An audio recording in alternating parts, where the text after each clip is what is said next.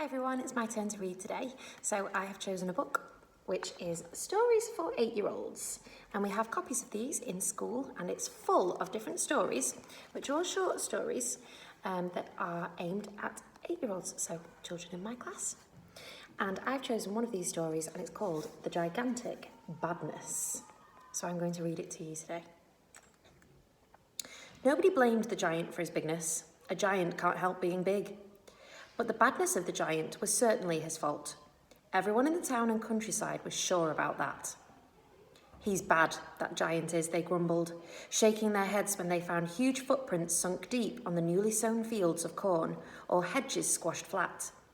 Never a thought for anyone but himself, they growled, if the giant sang songs late into the night when everyone else wanted to get to sleep. Or when he burned his toast and the smell hung about the air for a couple of days. He's a rogue for sure, they complained. If it isn't one thing, it's another.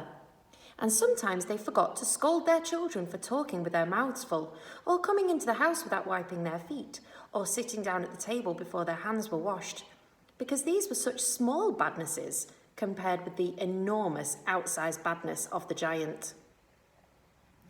Tom was one of the smallest boys in town, and he certainly wasn't the best behaved. He envied the giant, both for his size and his badness.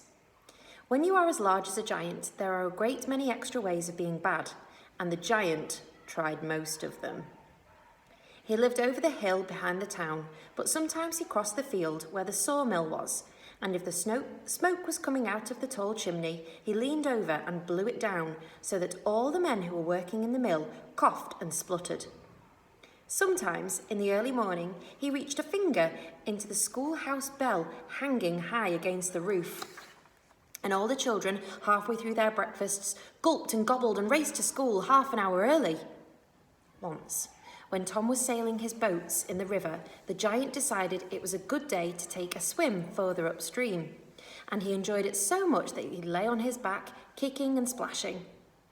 Water rose up around him in fountains and then poured downstream in great waves, so that Tom's boats were swamped.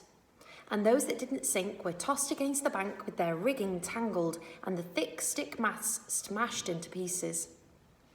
That was bad enough, but a week later, while Tom was out on the hill flying his new kite, the giant walked by, tangling the string of the kite in his bootlaces, so that the kite came down in the middle of a gorse bush, all torn and broken. Tom picked up the bits and carried them home. "I'll get even with that giant, see if I don't," he growled all the way down the hill, and the wind heard him and laughed. "Get even with the giant? I'd like to see you manage it. What could you do, a boy your size, a button of a boy, a pinhole of a person? What could you do to beat a giant as bad as that giant is?" "You wait and see," Tom promised. "Just you wait. I may not be big, but I know how to be bad." But what could he do? Perhaps the wind had been right. Tom thought about it for a week. One day when school was over, he went across the hill into the valley where the giant lived. He had never been there before. It was a bare, grey, lonely place. Rocks, little grass, and one tall, leafless tree at the dark entrance where the giant made his home. Tom decided to hide behind a rock and wait for the giant. The sun had gone down, the shadows were long and blue, and there was a cool moon in the sky when the giant came home. He tramped up the valley, whistling a tune to himself, and the noise he made was as loud as the town's flute band when they were out on parade. When he reached the mouth of the cave, the giant kicked off his boots, one first, then the other, hung his shabby hat on top of the tree, and went into the cave for his supper and his bed. Tom tiptoed out from behind the rock. He stared up at the giant's hat. It was the size of a bath. Even if he did get to the top of the tree, there would be no chance of shifting it. He leaned over the edge of one of the boots. He wouldn't go far without one of these, he decided, and he put one of the laces over his shoulder and bent his back and heaved. But it was no use. The giant's boot was so heavy that Tom couldn't budge it even an inch. "No use," teased the wind. "No use at all. What can you do, a feather-boned boy the size of you?" But Tom had an idea. Glue was what he needed, and his father was a carpenter, so he knew where glue could be found. The following evening, after it was dark, Tom carried a pot of glue into the giant's valley. The boots were there. Tom emptied half of the pot of glue into one boot and half into the other and went off home to his bed. Next morning, what a commotion from the other side of the hill. What a stamping and a thumping. What a roaring and a bellowing. It went on all day, so that no one in town heard the church clock chiming or the school bell ringing, and not a single hen in any hen house laid a single egg. It was late in the evening, and the townspeople were almost distracted when they heard one tremendous crash. And then another. Then a sigh, like a steam engine blowing off steam. And after that, silence. I wonder what that was about, they said to each other as they collected the babies and put them to bed. Tom smiled. He knew. That night, the wind whistled down his bedroom chimney. Bully for you, Tom. Bully for you. Bully for you. I told you, didn't I? Tom said, and he put his head below the blankets and went to sleep. For several weeks, no one heard much of the giant. He's lying low, they said to each other. He's run out of ideas, Tom said to himself. Saturday was the day of the big cricket match. The boys from Tom's town were playing the boys from a town nearby. It was always a very important day, and especially important this year for Tom because he had been chosen to play in the team. He ached for the feeling of the bat in his hands. This would be a day for lifting the ball high into the sky. What a match this was going to be. The teams with their supporters trooped up to the cricket pitch, but the giant had got there first. There he was, stretched out at his ease from one side of the pitch to the other. That was how they found him, very peaceful and comfortable, with his hands clasped behind his head, one foot across the other. His eyes were closed. He was fast asleep. They shouted and they yelled, and the giant woke up but didn't move. They tried arguing. The headmaster of the school appealed to the giant's better feelings. Better feelings? Never heard of them, the giant said, and plucked up a cricket stump to use as a toothpick. The boldest of the boys poked and prodded, but it was no use. How could anyone play cricket with a giant lying in the way? And to make it worse, the giant had fallen asleep again. Now what'll you do? Now what will you do? Whistled the wind in Tom's ears. And Tom knew exactly what to do. He passed the word around, and in no time at all, the fire brigade arrived with their hoses. And it wasn't long before a drenched and dripping giant, a gasping, soaked, indignant giant, was on his feet and up off the hill with water running down his neck and out of his ears. So the match was played, and Tom was the hero of the day, both for the runs he scored and for the way he had got better of the giant.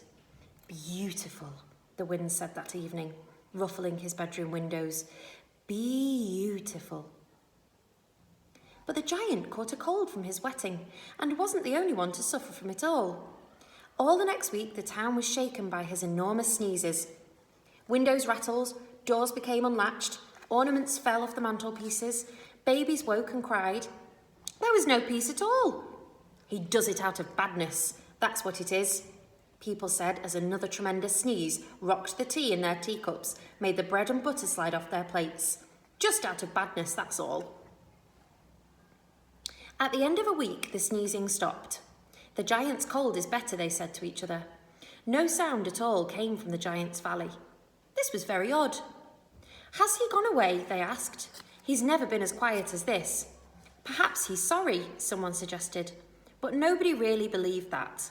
And in any case, they had other things to think about. The new town hall was finished at last. The handsome building that had been rising slowly at the head of the street was completed.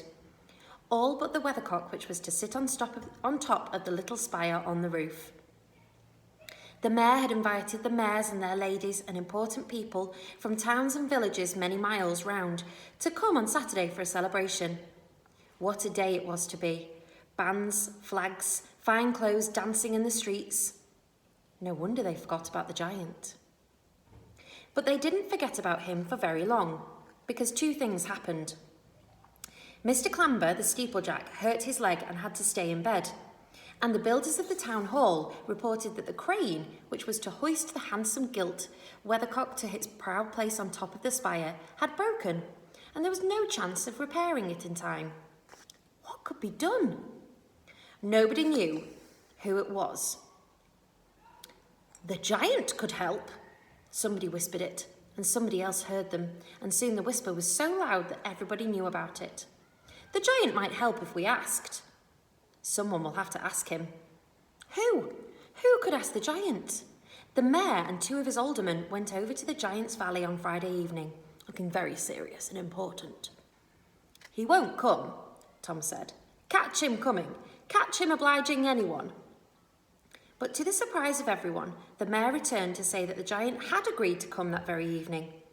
So the policemen moved the crowds to the side of the street and cleared away some of the parked cars so that the giant could walk with his great boots knocking into them. Here he comes, onlookers said. And at last there was the giant himself, huge and slow, and a little shy because people were very glad to see him. He picked up the weathercock between his finger and thumb. Nice bit of work here, he said. They explained to him how it was to be bolted into place at the top of the spire.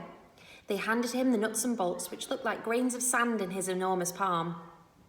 No good, the giant said. They're too small, and my fingers are too big. I couldn't work with those. Not if I tried for a year, I couldn't. Then his eyes travelled over to the crowd and lit on Tom. But this young fellow could, he said. He has the right size hands for the job. And before he knew just what was happening, Tom had the nuts and bolts thrust into one hand and a spanner placed in the other. He felt the great finger and thumb of the giant nip him around his middle, and he rose up into the sky. How odd it was up there, high above the roofs, with all those faces staring at him from under his feet, and the giant's warm hand tight around him. With his other hand, the giant had placed the golden bird in its position. Now, young fellow, the giant said. In no time at all, Tom's hands had put the nuts and bolts on and tightened them. What was that curious noise coming from the sea of pink faces? Cheering! That's what it was. They were cheering. The cheers grew louder and louder still as the giant lowered Tom and set him on the ground again. How splendid did the weathercock look up there in the evening sky, with the last of the evening sunlight brightening its feathers. What a grand day they would have tomorrow after all. What a good-hearted fellow the giant was. How clever Tom had been. Did you hear that? Teased the wind in Tom's ear. Cheering for you and the giant. But the cheering was so loud that Tom took no notice at all. That was our story for today, everyone. I hope you enjoyed it. Make sure you tune in and watch some more stories this week. See you soon.